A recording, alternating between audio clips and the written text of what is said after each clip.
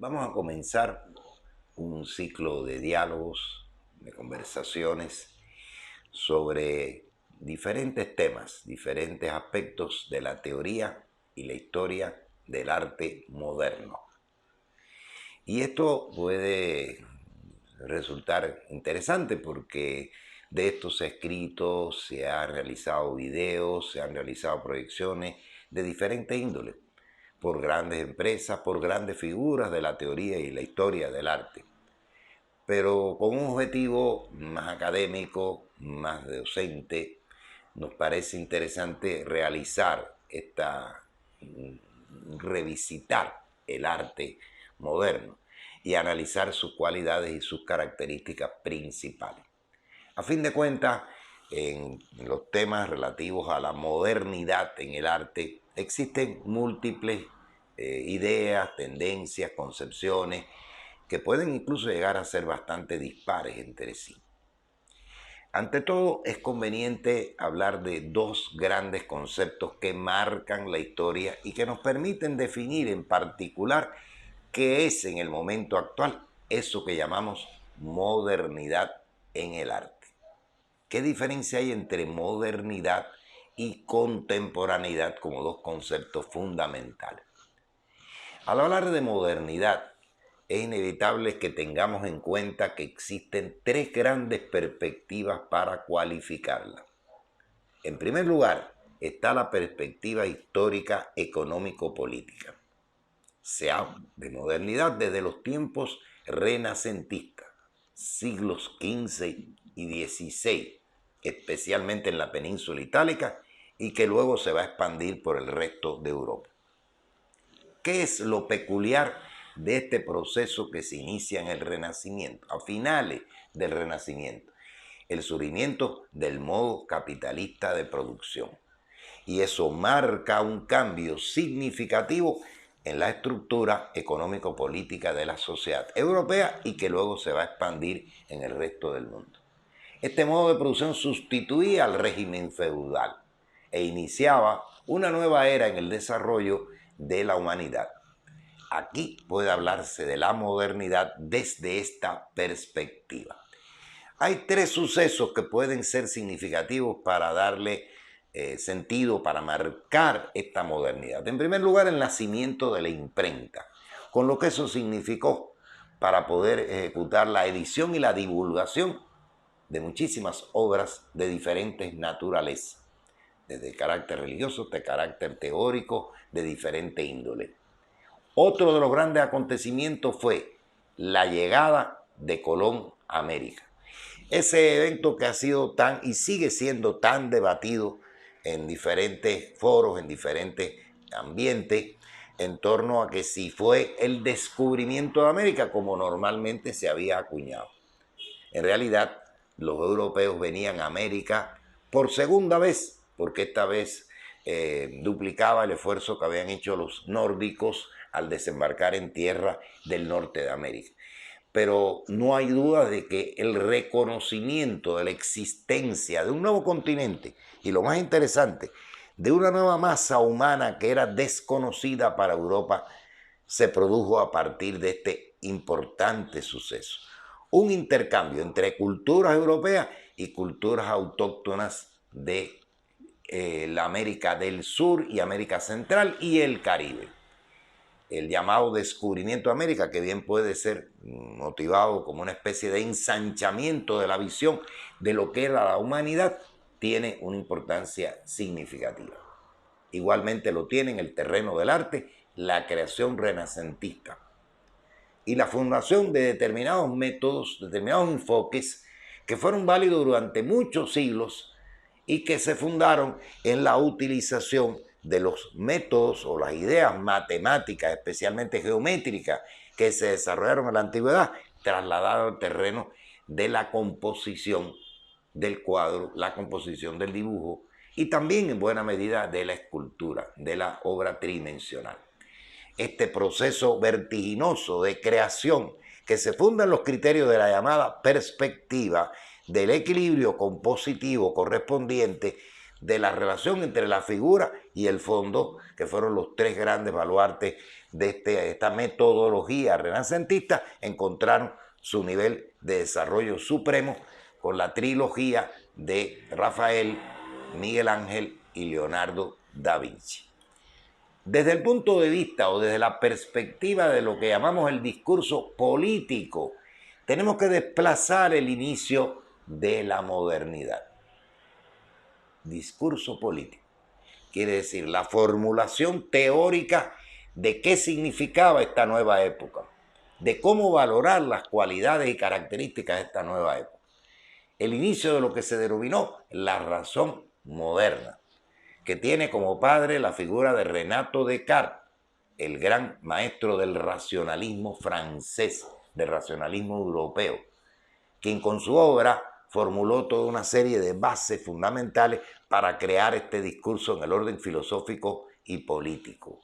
Su célebre discurso del método, que ensayaba una manera de proyectar la metodología de la investigación, es ya un signo de la modernidad en este otro terreno, que se va a complementar luego con el trabajo que en los siglos XVII y XVIII realizarán los maestros de la llamada Ilustración.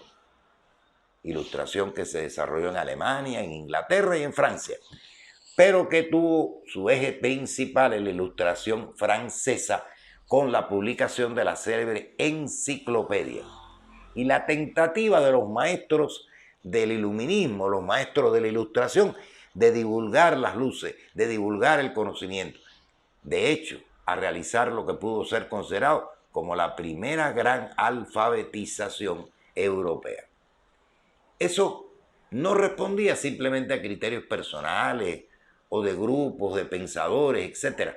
Respondía a las necesidades del nuevo sistema social que para esta altura ya se había consolidado económicamente. Ya era mucho más sólido, más fuerte como tal en todo el territorio europeo. Desde aquí, desde estos siglos, desde este periodo, comienza la modernidad en este plano. Y por último está la perspectiva artístico-cultural, que será la que directamente nos interesa. Es evidente de que las manifestaciones artísticas, culturales en general, no van a tener una inmediatez a los cambios que ocurren en el terreno político o económico-social. Hay que esperar siempre un poco más para que cuajen nuevas perspectivas, nuevas maneras de ver el mundo, nuevas dimensiones de ver el mundo. Y por eso es que hay un distanciamiento epocal y es hasta finales del siglo XIX que va a comenzar este proceso de modernidad en el territorio del arte.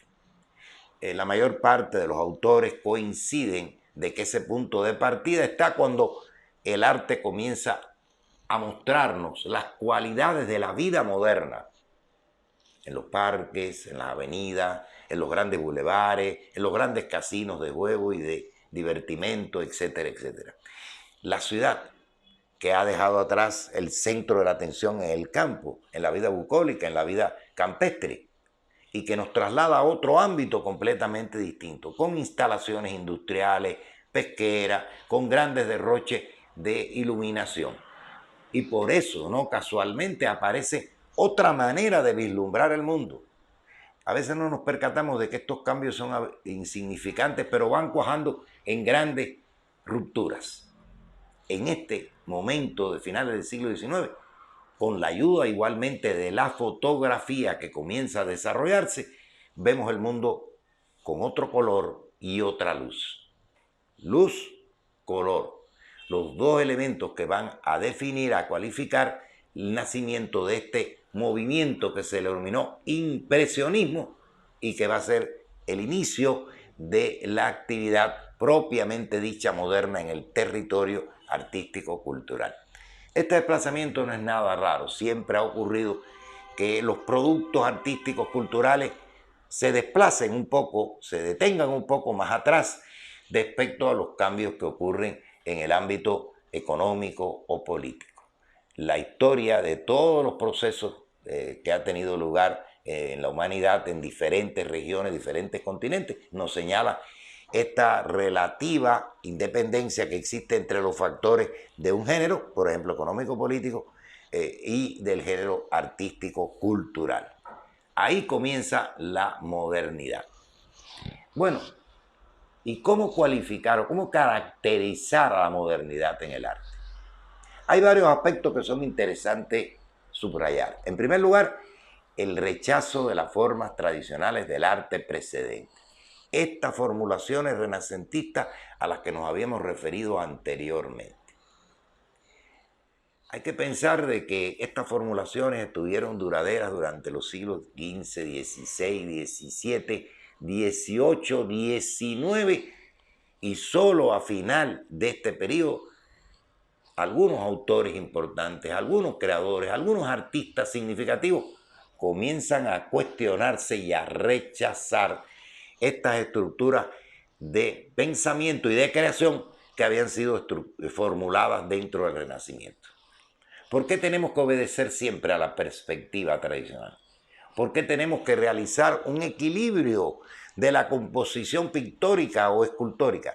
¿Por qué tenemos que realizar este distanciamiento entre la figura y el fondo? ¿Por qué razón debemos obedecer los criterios que se fundan en una manera de ver el mundo que forjó la geometría analítica desde la antigüedad? Ya no está el lema de imitar a los antiguos, de vivir a los antiguos. Ya aquellas ideas de renacimiento habían quedado atrás. Sin embargo, seguían utilizándose con mayor o menor éxito, con mayor o menor fijación, estricto cumplimiento, aquellas formulaciones renacentistas. Pero ahora se iniciaba un proceso de cuestionamiento de esas formas tradicionales. Y ese es el primer elemento característico de la modernidad en el arte.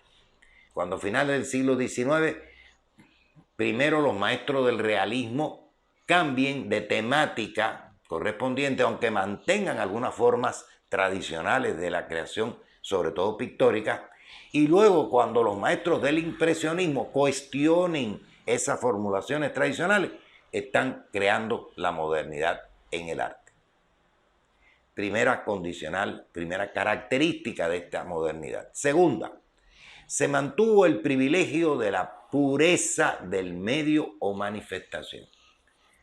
Es curioso que cuando muchísimos familiares van a matricular a algún chico, hijo, pariente en una escuela de arte, relaten de que les gusta pintar o dibujar.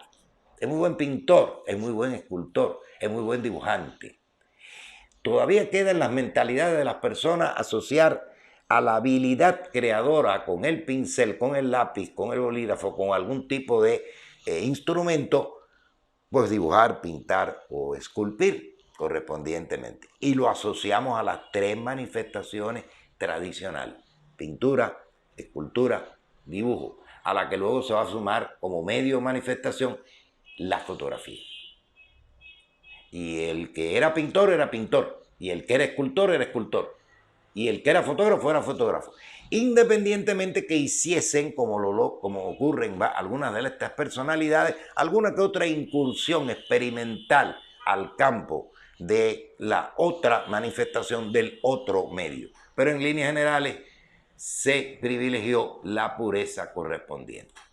La tercera característica del arte moderno es la búsqueda de la llamada novedad progresiva en las soluciones formales, en las soluciones morfológicas.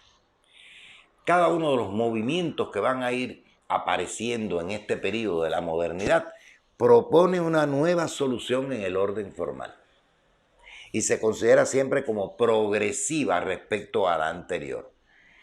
Por eso el sentido excluyente de estos movimientos. Cada uno de ellos encontraba la solución, la forma adecuada para encontrar una nueva forma, una manera nueva de presentar la estructura, la composición de la obra como tal. Por lo tanto, se hablaba en el mismo sentido que ya se había instaurado en el discurso filosófico, político, la idea del progreso, una idea que hoy está totalmente cuestionada. Pues bueno, la idea de que había una novedad progresiva y cada nuevo movimiento implicaba un avance, un dejar atrás formas ya antiguas, ya desechables de la creación artística. Y eso va a ser una cualidad distintiva de todo el arte moderno a lo largo del repaso de cada uno de sus movimientos. Una cuarta cuestión es el evitar por todos los medios el protagonismo de lo espacial y lo temporal. Cuando más adelante algunas manifestaciones artísticas relacionadas con la nueva tecnología o con la utilización de la corporeidad requieran y exijan de otra dimensión en el orden espacial y otra duración en el orden temporal, pues se habrá roto una tradición que venía de la modernidad. Evitar ese protagonismo. Yo puedo contemplar una pintura a X minutos o segundos, no hay una exigencia específica para realizar lo temporal. Igualmente, no hay una regla establecida en cuanto a dimensiones, aun cuando en algunas ocasiones los cuadros se hiciesen cada vez mayores, o las esculturas, dependiendo de las cualidades y condiciones de cada cual. Pero esto no era lo importante. Se evitaba este protagonismo, como va a ocurrir posteriormente, donde lo espacial juega un papel primordial, incluso el empleo de un determinado espacio, cosa que no era registrada en este momento, o el problema de la duración debido a las cualidades, repito, de un medio de carácter tecnológico o de la utilización de una acción corporal. Y el último y más importante elemento que caracteriza el surgimiento del arte moderno es la legitimación de lo que se conoce como la autonomía de la obra artística. ¿Qué significa esto? Bueno, el arte tradicionalmente, como se realizaba por vía de encargos, respondían a otros discursos extraartísticos. Era una obra de carácter religioso, solicitada por la Iglesia, por el Papa, por algún dignatario de la religión. Y por lo tanto obedecía a un discurso de ese carácter. Y la obra no estaba determinada por el querer hacer o el querer plantear determinada solución por parte del artista. Incluso en varios momentos la obra era rechazada por aquellos que lo pedían. Los mecenas, las personas que sustentaban financieramente la producción del arte, exigían cumplir determinados parámetros, como también lo podrían exigir determinados mensajes de carácter ético-moral a través de su cuadro, a través de su obra, o de carácter político.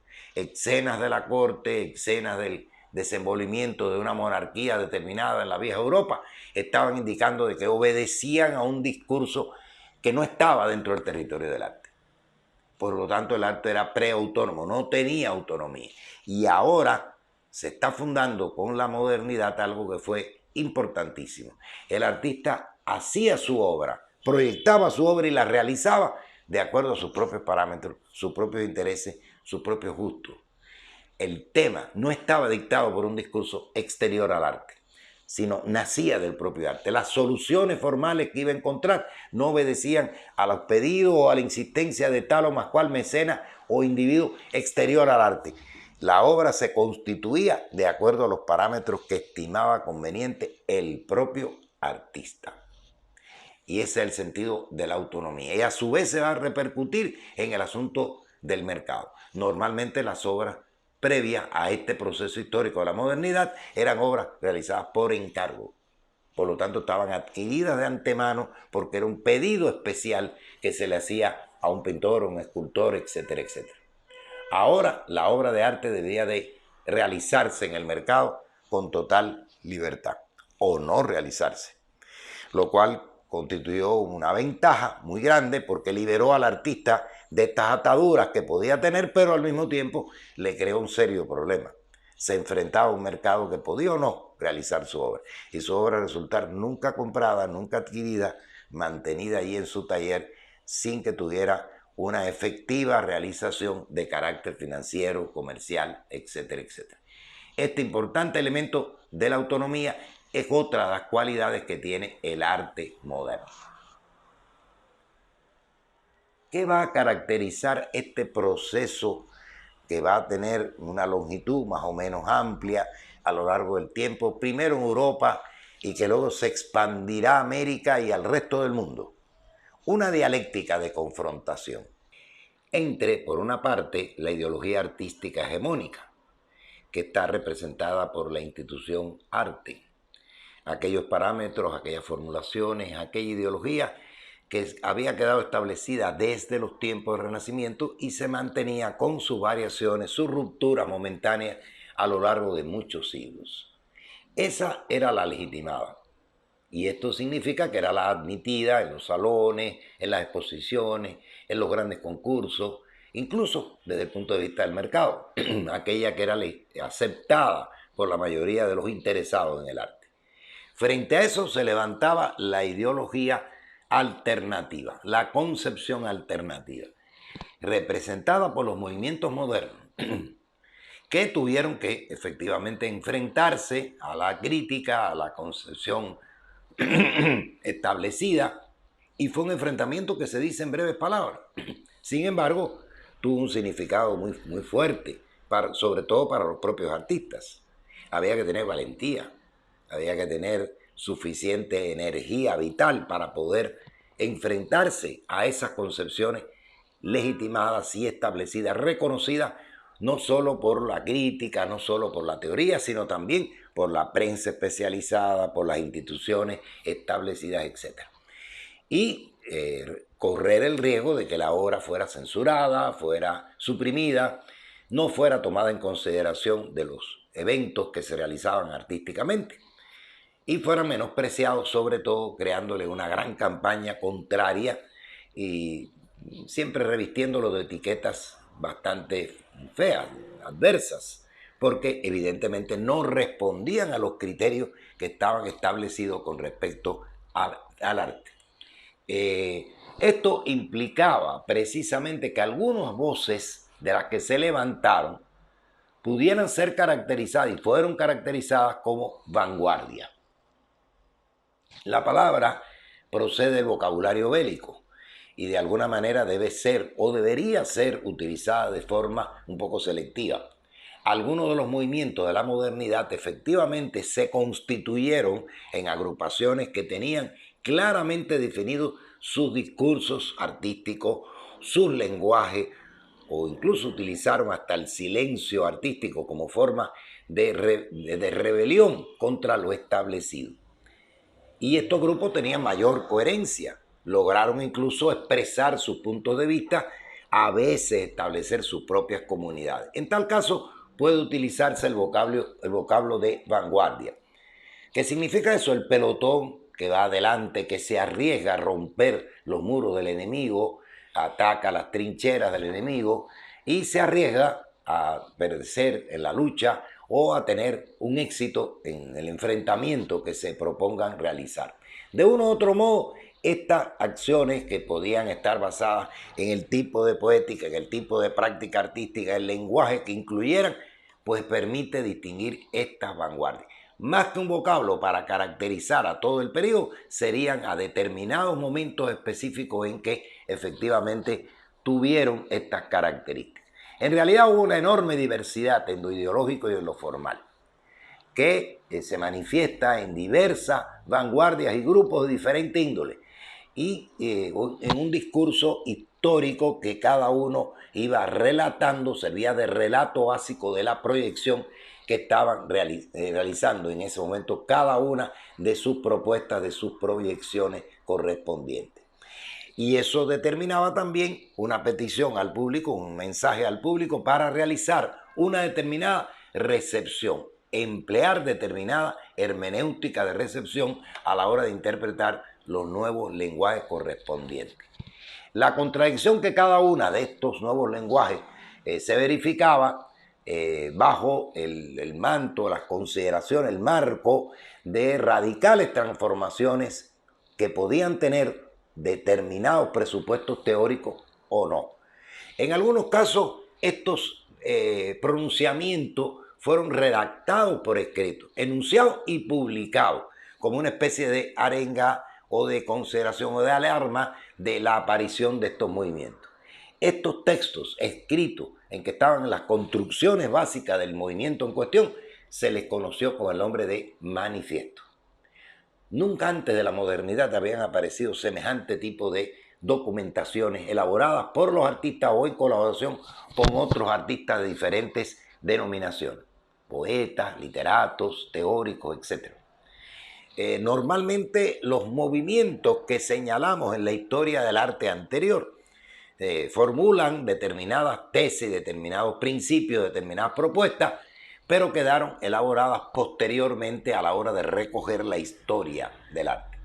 En este caso, los manifiestos se anticipaban o simultaneaban la labor artística como tal y se esgrimían como verdaderas declaraciones de principio de cada uno de estos movimientos como tales. O sea, enunciaban sus puntos de vista, su ideología artística.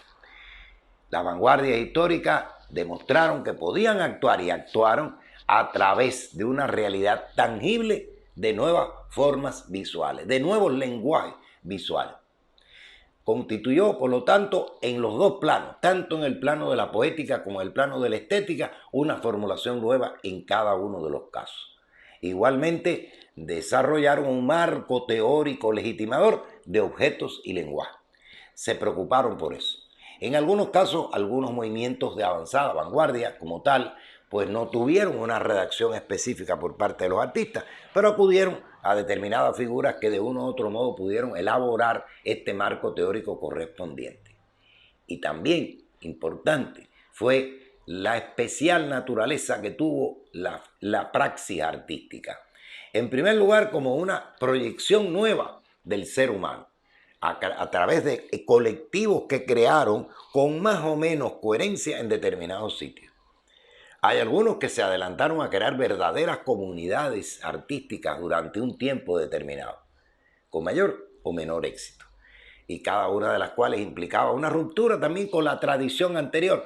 Los artistas visuales, los artistas plásticos normalmente realizan sus obras de manera independiente, en su estudio, en su taller, en su casa, etcétera, etcétera. Y ahora se trataba de unar las actividades colectivamente de todos y cada uno de los miembros de estos movimientos, de estas acciones. Incluso aquellos que no mostraron una coherencia desde el punto de vista manifiesto tuvieron esta práctica colectiva. Y fue significativo porque ayudó a complementar el trabajo de unos y de otros en diferentes aspectos. Ahora bien, el periodo de la modernidad no significa de ningún modo que haya una total coherencia y enunciado siempre progresivo y todo vaya en dirección de progreso hacia adelante. Como ocurre en todos los procesos históricos, siempre hay alteraciones en el orden. El movimiento artístico moderno va a prevalecer en finales del siglo XIX y sobre todo en la primera mitad del siglo XX. Eso no significa que no existieran movimientos antimodernos, que de vez en cuando se levantaran voces en eso que se llamó el llamado al retorno al orden, o sea, volver atrás, volver a las formas clásicas y tradicionales de hacer pintura, escultura, etcétera, etcétera. Artistas que incluso tuvieron en algunos movimientos momentáneamente de avanzada, de vanguardia, luego renunciarían a ellos y echarían atrás y se convertirían en paradigmas de un movimiento de corte antimoderno, es decir, que luchaban contra la modernidad, que la cuestionaban, que subvertían lo que ellos mismos habían hecho y volvían a los caminos ya trazados por el arte tradicional. O sea, hubo movimiento moderno y hubo movimientos antimodernos. Y por si fuera poco, en este mismo periodo se nos dieron proyectos que desbordaron la modernidad. ¿Qué significa esto? Bueno, a partir de los parámetros que enunciábamos, que constituyeron las bases de la modernidad en el arte, la ruptura respecto a los lenguajes renacentistas, los lenguajes tradicionales, pudiéramos considerar que hay algunas proyecciones, algunos proyectos, algunas obras que rompen incluso con los parámetros que la modernidad estableció. Y en ese caso decimos que desbordaron la modernidad. Y pudiéramos decir también que se proyectaban hacia el futuro, adelantaban vías que luego se constituirían en tendencias del arte contemporáneo. Por ejemplo, tenemos el caso muy significativo, paradigmático de la propuesta realizada por Marcel Duchamp en términos de ready-made. No se corresponde estrictamente a los cánones de la modernidad. Pudiéramos decir que se adelanta la modernidad, porque hay un cuestionamiento no solamente de formas, de morfología, de maneras de plantear la obra. Hay un cuestionamiento a lo que el arte significa, a lo que es la obra como tal, a lo que significa el autor de la obra de arte. Ya eran rupturas mucho más profundas que se van a desarrollar precisamente en este periodo que después hablaremos, que se denomina contemporaneidad.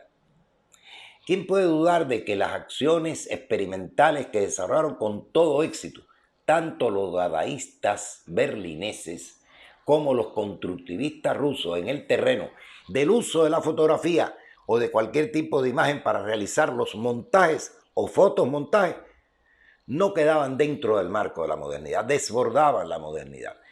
Fueron el heraldo, el prólogo a lo que ocurriría después, desarrollando no solamente los medios fotográficos y luego videográficos, sino otros tantos medios de composición anárquica de diferentes tipos de imágenes, que respondían a otras concepciones de composición, ni siquiera las modernas. Y en ese sentido, dadaístas berlineses, constructivistas, junto con Duchamp, desbordan la modernidad. El movimiento propiamente moderno se puede situar en principio con un prólogo, con un preludio que viene ejecutándose desde el punto de vista de los temas y de la manera de enfocar la problemática a abordar en una pintura por el realismo francés y especialmente por Gustave Courbet. Pero no hay duda de que Impresión Sol Naciente y el nacimiento con Claude Monet del impresionismo abre el proceso histórico de la modernidad. Es un tipo de obra que, como veremos posteriormente, se deslinda de todos los cánones que estaban establecidos anteriormente por la pintura. Fuertemente influido por el impacto que tuvo en ese periodo la fotografía, igualmente todo el impresionismo desarrollará un trabajo en el que va a primar la subjetividad de la imagen y no la reproducción fiel. Atrás quedaba la época del mimetismo, de la mímesis, de la reproducción exacta, fiel de la realidad, que nunca lo fue tampoco, pero bueno, de alguna manera aquí estaba ya subvertido ese principio. Igualmente fue significativa el desarrollo intensivo de la fotografía desde la primera mitad del siglo XX.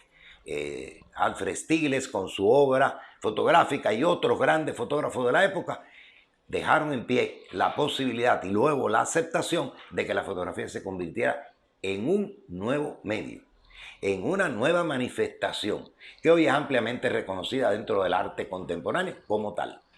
Igualmente el movimiento cubista de Picasso dejó una huella importante en la ruptura de la representación tradicional y creó un nuevo tipo, una nueva manera de acercarnos a la figura humana o al paisaje o a los objetos en naturaleza muerta que dejaron de ser las tradicionales. Importante momento es el nacimiento en la modernidad de la abstracción, asociada en principio por tradición a Vasily Kandinsky, pero como ya veremos también a otros significativos autores de la época. Se dejaba atrás nada menos que la figuración. Algunos estudiosos contemporáneos dicen que el arte abstracto había surgido ya en el hombre primitivo. Sin embargo, lo que había predominado en Occidente, al menos durante siglos, había sido el arte que reproducía la figura de la realidad. Figuras humanas, figuras de cualquier elemento del mundo real, y que pretendía reproducirlo lo más fiel posible. ¿Qué pasa cuando se borra todo vestigio de figura? Y lo único que aparece es el juego de las formas y del color. De una u otra manera, cada uno de diferente forma. Uno dándole énfasis al aspecto lírico, al aspecto sentimental en la abstracción. Y otras veces, como en este caso de Malevich, pues vemos el predominio de la estructura abstracta de corte geométrico. Ya habíamos hablado de la presencia del ready-made como una de las cuestiones clave de la producción de Marcel Duchamp. Igualmente de la presencia de estos fotomontajes en el caso del dadaísmo berlinés y del constructivismo ruso. En este mismo periodo de la modernidad se funda la importante escuela de la Bauhaus, que no simplemente abría un nuevo capítulo en la formación y la enseñanza de estudiantes, sino que establecía un nuevo paradigma en la comprensión de qué es ser artista, qué significa planear una obra, qué significa el empleo no solamente de los medios tradicionales provenientes de las artes plásticas, sino la inclusión de elementos provenientes de los oficios y sobre todo los oficios industriales. La Bauhaus dejó una huella tan profunda que duró más allá de su propia existencia como tal. En la construcción de determinados objetos, utensilios de carácter utilitario, la Bauhaus puso de manifiesto otra vertiente de trabajo en el arte. El movimiento surrealista cerró este proceso vertiginoso de desarrollo de las vanguardias y de los movimientos modernos, apelando a una cuestión interesante, renunciando a la idea de la reproducción de la realidad para reproducir la surrealidad, la realidad que surge en el inconsciente del hombre. Y estas obras dejaron una huella tremenda no solamente en Europa, sino se expandieron hacia América. La obra de Piet Mondrian representó un hito dentro del desarrollo ulterior de la abstracción y representa sin duda un pilar importante en este proceso. Cerrando definitivamente el proceso de la modernidad, tenemos ese poderoso, influyente e importante movimiento que fue el expresionismo abstracto norteamericano. Por vez primero, el movimiento se trasladaba de eje de trabajo desde el ámbito europeo al ámbito americano.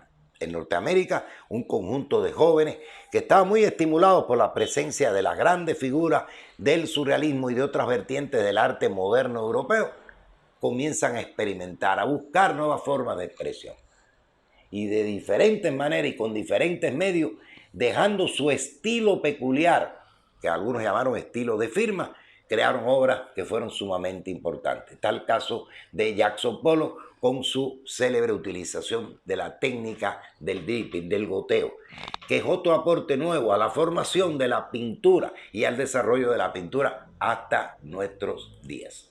Jackson Pollock, que creó toda una serie de obras que le dieron una importancia, junto con el movimiento de todos aquellos que pertenecieron al marco del expresionismo abstracto en Norteamérica. Así se fue abriendo la modernidad y desarrollando la modernidad.